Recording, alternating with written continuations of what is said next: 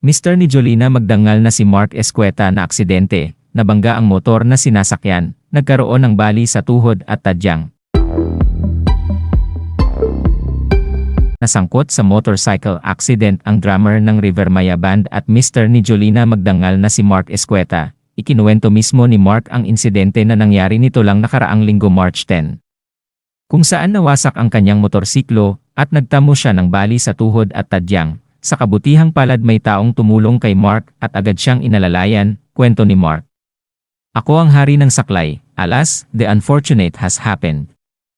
Sunday, around 11:30 a.m., I was rear-ended by a motorcycle about 1 kilometer from home, small fracture on my right knee. And one fractured rib.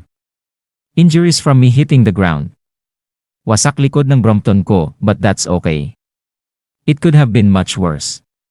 While on the ground, may lumapit agad at nagpakilala na doktor siya. Sorry po doc, at di ko maalala ang pangalan mo kasi medyo panic mode pa.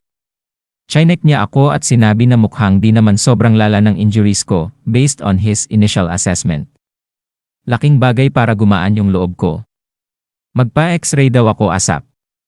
Thank you Papa Jesus for sending him. Tinulungan akong mapunta sa tabi ng daan, di ko maiapak ang right foot ko.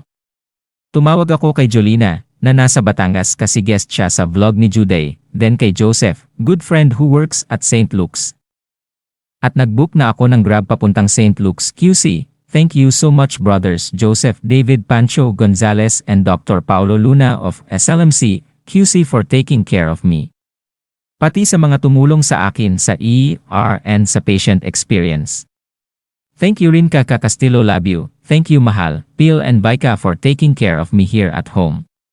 Pinauwi naman ako kaagad, no need to be admitted, pahinga muna ako, pati River Maya for a few weeks. Tama lang kasi di pa rin makamove on sa reunion, please pray for my full recovery. Before drumming, biking was my first love, ride safe mga kapatid, agad naman bumuhos ng mensahe, at panalangin para sa agaran niyang paggaling, na isa-isa namang pinasalamatan ni Mark Escueta.